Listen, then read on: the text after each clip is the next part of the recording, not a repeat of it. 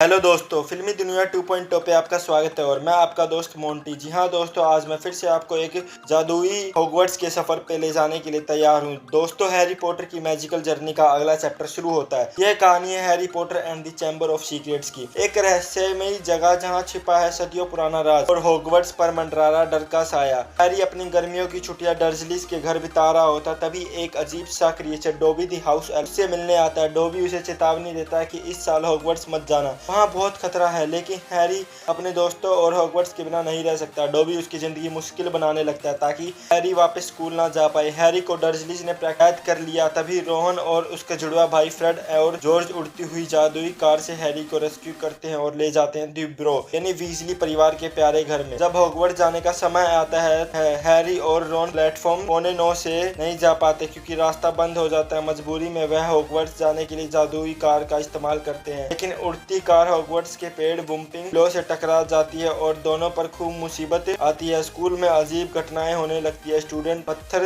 जैसे जम जाते हैं, उन्हें प्रिटायर्ड कर दिया गया है। दीवारों पर खून से लिखे संदेशे आते हैं। The chamber of secrets has been open, enemy of their heir beware. मतलब किसी ने हॉगवर्ट्स में वह एंशिएंट सीक्रेट चैम्बर खोल दिया होता है। प्रोफेसर एमसी गोनेकल बच्चों को बताती है कि हॉगवर्ट्स के चारों फाउंडर में से एक सलाजर स्लाइथर ने एक सीक्रेट चैम्बर बनाया था। कहा जाता है उसमें एक मॉन्स्टर रहता है जिसे सिर्फ उसके हियर यानी उत्तराधिकारी ही नियंत्रित कर सकते हैं, और अब वही मॉन्स्टर हॉगवर्ट्स के स्टूडेंट पर हमला कर रहा है। हैरी, रोन और हरमाइनी इस रहस्य की जांच शुरू करते हैं। उनका शक होता है कि डार्को माल्फॉय इसके पीछे है। इसके लिए हरमाइनी पॉलीजूस पोशन बनाती है जिससे तीनों अलग अलग स्टूडेंट्स के रूप धारण कर लेते हैं, लेकिन इन्वेस्टिगेशन से साफ होता है कि माल्फॉय इसमें शामिल नहीं है। हैरी सबको शॉक कर देता है जब पता चलता है कि वह सांपों से बात कर सकता है, यानी वह टेस्टलोगियो है। लोगों को शक होने लगता है कि वह हैरी खुद तो स्लाइथरन का हियर नहीं। हैरी खुद भी कंफ्यूज होने लगता है कि वह आखिर कौन है। हैरी को एक पुरानी डायरी मिलती है, टॉम रीडर्स डायरी। उस डायरी में लिखा सब कुछ अपने आप गायब हो जाता है और जवाब में नए शब्द ऊपर आते हैं। हैरी उस डायरी के जरिए 50 साल पुराना सच लिखता है, जहाँ पता चलता है कि हैग्रिड पर आरोप लगाए गए थे कि उसी ने चैम्बर खोला था। मामला और भी गंभीर हो जाता है जब हरमाइनी भी पेट्रीफाइड हो जाती है। सबको लगता है हॉगवर्ट्स अब सुरक्षित नहीं रहा। इस बीच गिनी, वीजली, रोहन की छोटी बहन भी रहस्यमयी तरीके से गायब हो जाती है। हैरी और रोन क्लूज को फॉलो करते हुए चैम्बर का सीक्रेट एंट्रेंस ढूंढ लेते हैं। एंट्रेंस मॉर्निंग माइटल्स बाथरूम में छुपा होता है। हैरी अकेले अंदर जाता है और वहां से